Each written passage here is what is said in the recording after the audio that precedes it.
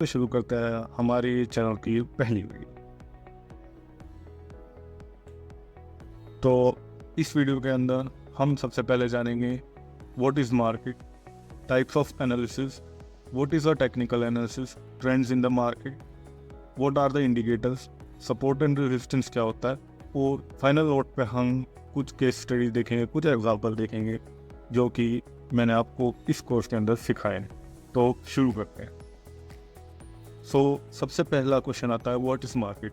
Market क्या है? As a general name हम सबको पता है मार्केट क्या होता है। मार्केट एक ऐसी वर्क प्लेस है जहाँ पर की चीज़ें खरीदी या बेची जाती है। तो सिमिलरली स्टॉक मार्केट एक ऐसी जगह है जहाँ पर की पब्लिकली हेल्ड कंपनी मतलब जो कंपनीज पब्लिक हैं वो उनके स्टॉक्स खरीदे और बेचे जाते हैं। इंडिया के अंदर दो मेन जगह है जहाँ पर कि ये एक्सचेंज होता है। फर्स्ट है हमारा नेशनल स्टॉक एक्सचेंज और दूसरा है हमारा Bombay stock exchange. Bombay stock exchange है वो हमारा थोड़ा नेशनल स्टॉक एक्सचेंज से ज़्यादा पुराना भी है, और बॉम्बे स्टॉक एक्सचेंज के अंदर जो कंपनी है वो कंपैरेटिवली नेशनल स्टॉक एक्सचेंज से ज़्यादा लिस्टेड है। जो नॉर्मली हम कोई भी कंपनी ट्रेड करते हैं वो आपको दोनों नेशनल स्टॉक एक्सचेंज और बॉम्बे स्टॉक एक्सचेंज पे दिख जाएगी। कोई एक दो कंपनी होगी जो शायद आपको ना मिले। मार्केट प्लेस के अंदर जो मेनली इंस्ट्रूमेंट्स लोग ट्रेड करते हैं वह इक्विटीज़, फ्यूचर्स एंड ऑप्शन और कमोडिटीज़। और भी तरह के इसके अंदर हमारे पास इंस्ट्रूमेंट्स आ सकते हैं। फॉरेक्स भी एक उन्हीं में से है, लेकिन इंडिया के अंदर जो फॉरेक्स की मार्केट है वो बहुत लिमिटेड है। तो ज़्यादातर लोग या तो स्टॉक्स ट्रेड करते हैं या कि फ्यूचर एंड ऑप्शंस। कमोडिटीज़ भी बहुत कम लोग ही ट्रेड करते हैं। नेक्स्ट हम बात करते हैं टाइप्स ऑफ एनालिसिस। अब किसी भी मार्केट को समझने के लिए हमें उसका एनालिसिस करना पड़ेगा। अंदर दो तरह का एनालिसिस होता है, फंडामेंटल एनालिसिस और टेक्निकल एनालिसिस। तो टेक्निकल एनालिसिस की बात करें तो प्राइस एक्शन मेन माना जाता है। इसके अंदर हम प्राइस की मूवमेंट कैसी है, क्या ट्रेंड चल रहा है, ये सब को डिटरमाइन करते हैं और उसके बाद एक कंक्लूजन ड्रॉ करते हैं कि हाँ हमें एंट्री करनी है नहीं करनी है। फंडामेंटल एनालिसिस की अगर हम बात करें तो हम कंपनी के प्रीवियस ईयर की report, quarterly results, news flow, company कैसा वर्क कर रही है, उसकी फिगर्स क्या है, उनके बेस पे हम अपना डिसीजन बनाते हैं। टेक्निकल एनालिसिस देखा जाए तो कई तरह के टाइम फ्रेम में काम आ सकता है, शॉर्ट टर्म में भी, लॉन्ग टर्म में भी। ये एक अच्छी कंपनी की इंसाइट हमें प्रोवाइड कर देता है। और जो कि फंडामेंटल एनालिसिस है ये मोस्टली लॉन्ग टर्म के लिए फेवरेबल है। नेक्स्ट हम बात करें कि टेक्निकल एनालिसिस क्या है। टेक्निकल एनालिसिस के अंदर हम प्राइस ट्रेंड्स देखते हैं, support and resistance levels mark करते हैं, चार्ट पैटर्न्स मार्क करते हैं, वॉल्यूम एंड मोमेंटम इंडिकेटर्स को यूज़ करते हैं और मूविंग एवरेजेस का यूज़ करते हैं। आने वाली कुछ वीडियोस में हम इन सब के बारे में बात करेंगे। ये पूरा कोर्स इन्हीं कुछ इंडिकेटर्स के अराउंड पर होगा। अब हम अपना टेक्निकल एनालिसिस की जर्नी शुरू करते हैं। आप ये सब एक नोटबुक में नोट कर सकते हैं वीडियो ख़त्म होने के बाद। अभी फ़िलहाल सिर्फ अपनी लर्निंग पर फोकस कीजिए। तो सबसे पहले हम बात करते हैं कि what are the trends in the market. Market में तीन तरह के ट्रेंड्स होते हैं बेसिकली, अप ट्रेंड, साइडवेज और डाउन ट्रेंड। तो सबसे पहले हम बात करते हैं अप ट्रेंड के बारे में। तो अप ट्रेंड के अंदर जो मार्केट का स्ट्रक्चर होता है वो ऊपर की तरफ होता है।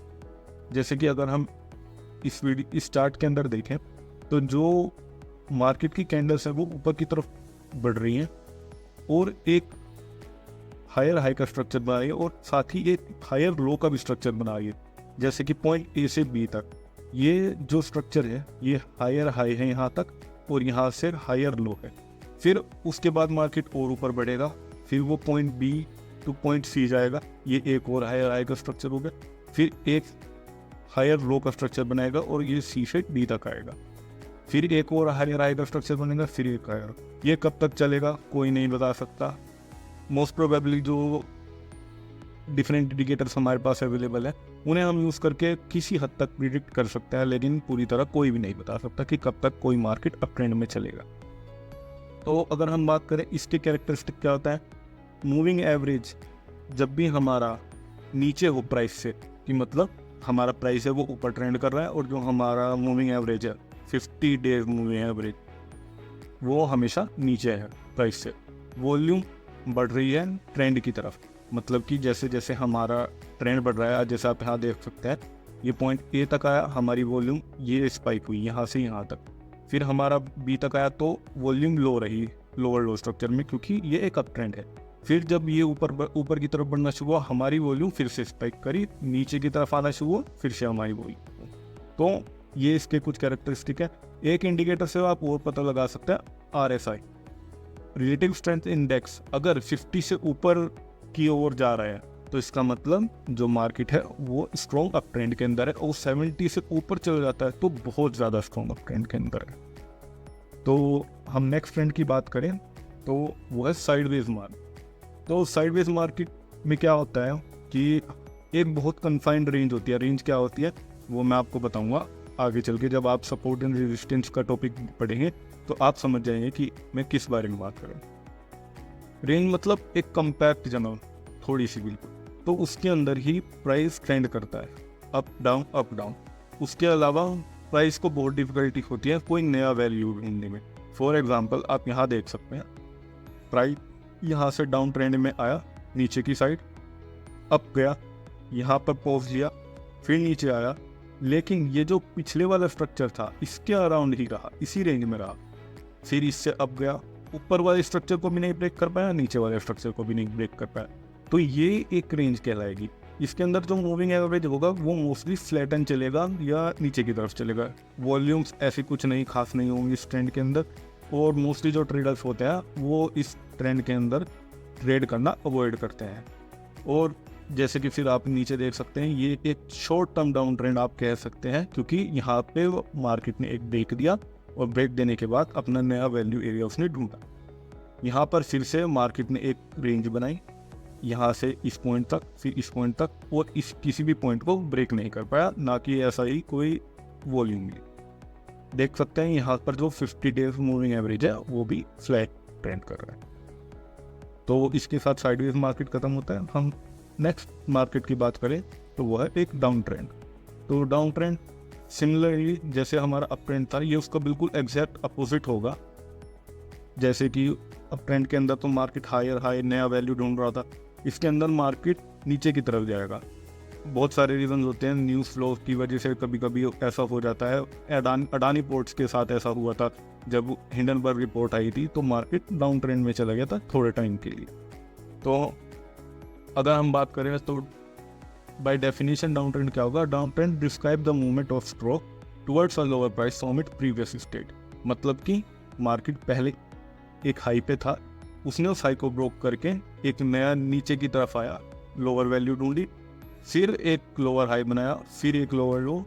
जैसे कि अब आपने देखा होगा अप ट्रेंड के अंदर क्या था, higher high higher low, higher high higher low, एक अप फिर डाउन, फिर अप फिर डाउन। इसके अंदर पहले डाउन फिर हल्का, फिर डाउन फिर हल्का। जो कि इनकी करेक्शन कितनी होती है वो मैं आपको आगे चल के आने वाली वीडियोस के अंदर बताऊंगा। जो वॉल्यूम होती है इस ट्रेंड के अंदर वो इस ट्रेंड की डायरेक्शन में एक्सपेंड होती है। मतलब कि अगर डाउन ट्रेंड है तो जो डाउन साइड की वॉल्यूम होगी वो ज़्यादा होनी चाहिए अप ट्रेंड की। मतलब कि अगर आप अपने चार्ट पर देखेंगे तो जो ग्रीन कैंडल है वो उनकी वॉल्यूम कम होगी और जो रेड कैंडल है वो बहुत बड़ी बड़ी होंगी। तो एक स्ट्रॉन्ग डाउन ट्रेंड का ये कैरेक्टरिस्टिक है। जो प्राइस होगा मूविंग एवरेज, वो जो मूविंग एवरेज होगा वो हमेशा प्राइस से ऊपर होगा। प्राइस जैसे कि हमने देखा था कि अप ट्रेंड है तो अप ट्रेंड के अंदर मूविंग एवरेज नीचे होगा, प्राइस ऊपर होगा। इसके अंदर एग्जैक्ट अपोजिट है। RSI की बात करें तो RSI इसके अंदर 50 के बिलो होगा और बहुत स्ट्रॉन्ग ट्रेंड होगा तो लगभग 20 के बिलो। तो मैं आपको इन सब मूविंग एवरेज इंडिकेटर इनके बारे में बता रहा हूँ। तो ये होते क्या है? ये बेसिकली इंडिकेटर्स हैं, जो वेरियस डाटा है उसे कलेक्ट करके हमें एक सिंप्लीफाइड फॉर्म में देता है, जिससे कि हम अपना इन्वेस्टमेंट डिसीजन या ट्रेडिंग डिसीजन बना सके। मोस्टली इंडिकेटर्स प्राइस बेस्ड होते हैं। कोई इंडिकेटर होता है जो फिक्स रहता है, वरना सारे इंडिकेटर्स प्राइस के साथ फ्लक्चुएट करते रहते हैं। जो मोस्ट पॉपुलर हमारे इंडिकेटर्स हैं वो है pivot points, relative strength index, moving average, average to rates. आने वाले कोर्सेज में हम इनके बारे में ज़रूर बात करेंगे। जैसे कि हमारी स्ट्रेटेजीज होंगी हम इन्हें उसके अंदर इम्प्लीमेंट करते रहेंगे। फ़िलहाल के लिए आपके लिए नहीं ज़्यादा ज़रूरी है। तो सबसे मोस्ट इम्पॉर्टेंट टॉपिक इस वीडियो का वो है सपोर्ट एंड रेजिस्टेंस। हमने मार्केट्स में सुना होगा कि मार्केट ने यहाँ से सपोर्ट ले लिया, मार्केट ने रेजिस्टेंस ब्रेक कर दिया, ये फलाना ढिमकाना सब कुछ। तो मैं आपको एक्सप्लेन करता हूँ क्या होता है, थोड़ा सा ध्यान लगा के सुनिएगा। नोट्स वगैरह आप इस वीडियो के बाद ले सकते हैं, ये स्लाइड्स अवेलेबल होंगी, आप इनमें से ही नोट कर लीजिएगा।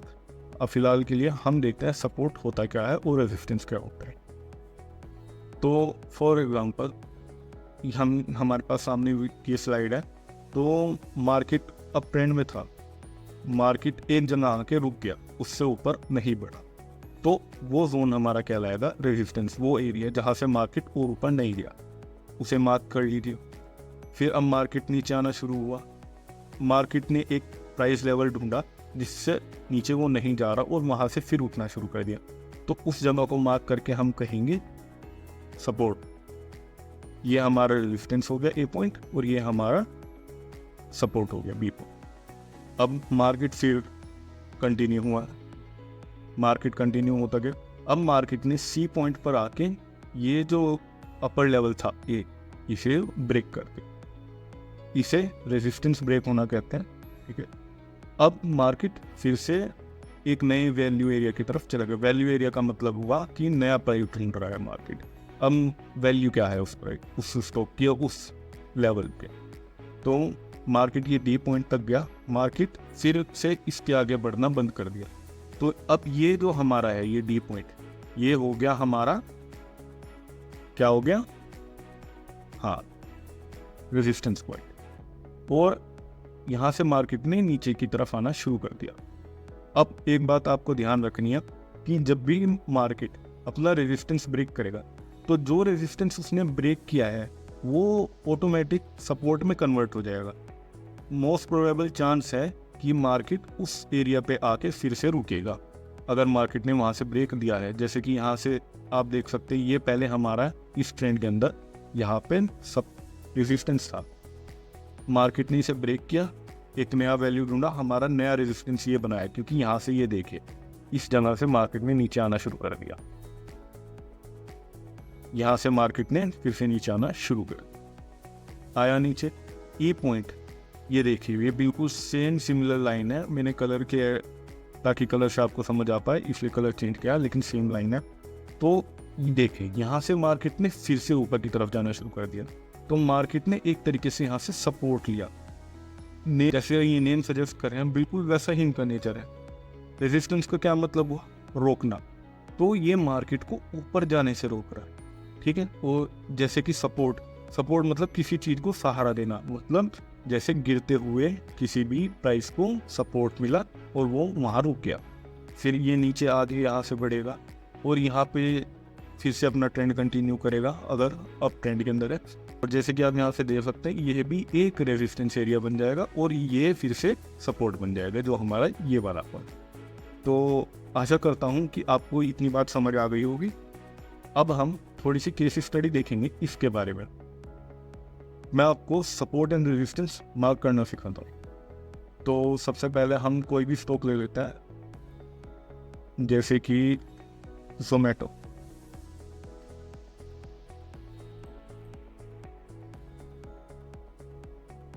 ये रहा हमारे पास जोमेटो का स्टॉक, ये मैंने अब थोड़े से पहले से मार्क किए हुए हैं। अब ठीक, तो इसमें हम देखें तो सबसे पहले आप आइडेंटिफाई करिए कि ट्रेंड क्या है इस पूरे उसका स्टॉक का। तो देखिए, अगर हम यहाँ पर ध्यान से देखें तो मार्केट का स्ट्रक्चर ऐसे है, higher high higher low. Market ऊपर की तरफ जाता है, फिर नीचे की तरफ आता है, फिर ऊपर की तरफ जाता है, फिर नीचे की तरफ आता है। जो मैंने डायग्राम आपको बताया था उससे कॉम्प्लेक्स होगा, बस वो एक आपकी अंडरस्टैंडिंग के लिए मैंने बनाया है। फिर से जैसे ऊपर गया, फिर से नीचे आया, फिर से ऊपर गया, फिर से नीचे आया। ठीक है, तो ये हो गया हमारा हायर स्ट्रक्चर। ठीक है, और अब आपको ट्रेंड कैसे आइडेंटिफाई करना है मैं आपको वो बताता हूँ। इंडिकेटर्स में गए, यहाँ पर मूविंग एवरेज सिंपल टाइप कीजिएगा, मैंने ऐड किया हुआ है, आप कर लीजिएगा। ऐड किया, यहाँ पर ये ऐड हो गया आपको इंडिकेटर। आपको यहाँ से इसे इसकी लेंथ को 50 डे क्या कर देना है, हमने 50 डे कर दिया। अब आप देखिए जो प्राइस है, जैसे कि हमने आपको बताया था, जैसे कि प्राइस है, प्राइस हमेशा जो मूविंग एवरेज है उससे अप ही रह रहा है, तो इसका मतलब ये एक स्ट्रॉन्ग अप ट्रेंड है। अब मैं इसे डिलीट कर देता हूँ, ठीक है, मूविंग एवरेज को भी डिलीट कर देता हूँ। अब हम सपोर्ट एंड रेजिस्टेंस इसी एक स्टॉक के अंदर मार्क करने का देखते हैं। अब मैंने आपको क्या सिखाया था, सबसे पहले आपको एक वो एरिया देखना है जहाँ से प्राइस आगे की तरफ और नहीं बढ़ा। ये देख सकते हैं यहाँ से इस जगह जब प्राइस था तो ये और ऊपर नहीं गया, तो हमने यहाँ पर एक एरिया मार्क कर दिया। फिलहाल के लिए, अभी के लिए ये हमारा एक रेजिस्टेंस हो गया, ठीक है। प्राइस ने यहाँ पर ब्रेक दिया, फिर आपने इस एरिया में फिर ब्रेक दिया। अब यहाँ देखिए, यहाँ से यहाँ आने के बाद मार्केट नीचे की तरफ आया, तो ये भी हमारा एक क्या हो गया, सही का, ये हो गया हमारा रेजिस्टेंस एरिया। अब क्योंकि मार्केट यहाँ से नीचे आया और मार्केट ने जो हमारा पिछले वाला रेजिस्टेंस था उस पर से सपोर्ट लिया है, ये देखिए यहाँ पर, यहाँ से मार्केट आगे तो नहीं बढ़ा, ठीक है। तो